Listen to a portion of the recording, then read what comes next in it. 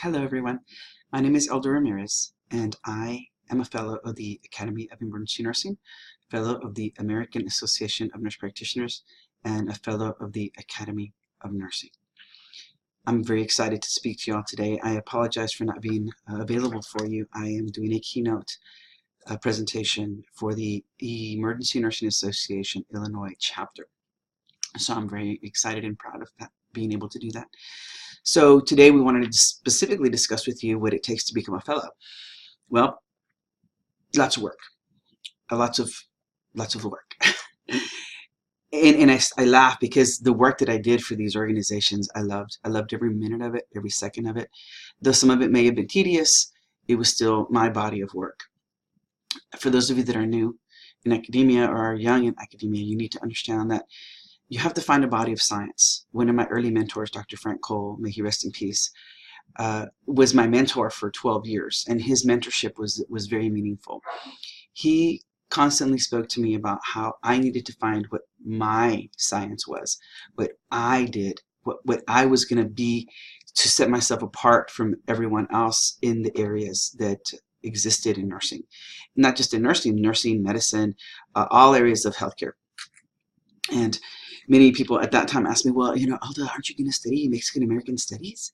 You're Mexican. And I'm like, well, yeah, I happen to be Mexican, but that wasn't my interest. I was not interested in pursuing that. That was not what was in my heart.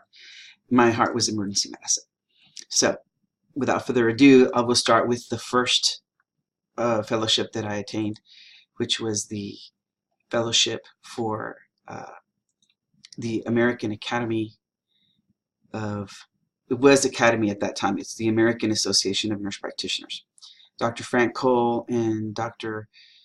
Tom Mackey were my sponsors for this. And if you're a nurse practitioner and you're interested, look at this website, Becoming a Fellow, what are the things that are necessary. And I'm going to tell you now, all three of the fellowships had specific components, which were research, policy, education, and clinical, I believe, are the other core four areas. And I am not a researcher. I'm not saying that I don't do research. What I'm saying is that is not my foci. And my foci was clinical practice. So I developed models that influence population health. I developed my own nursing organization, the American Academy of Emergency Nurse Practitioners, so on and so forth. So this is the first one that I got, and this was in 2006. And then the next one that I got was the Academy of Emergency Nursing. I'm a fellow of the Academy of Emergency Nursing, and I've been a fellow of this organization. Well, the first one since 2006. This one I became in 2013, I believe. 2013, yes. And for this one, I have been a member of ENA since 1991, before I became a nurse practitioner, and it was a very important opportunity for me because this is where I did the bulk of my manuscript writing. This is where I did a bulk of my national presentations, my state presentations, my local presentations. This was my home base for a very long time. Sadly, this organization of over 43,000 members only has probably maybe 800 advanced practice nurses. And that is the reason that I developed the American Academy of Emergency Nurse Practitioners, which is what I've been doing since 2014. So this is my home base. This was my organization, and sadly, it did not accommodate my needs as a nurse practitioner.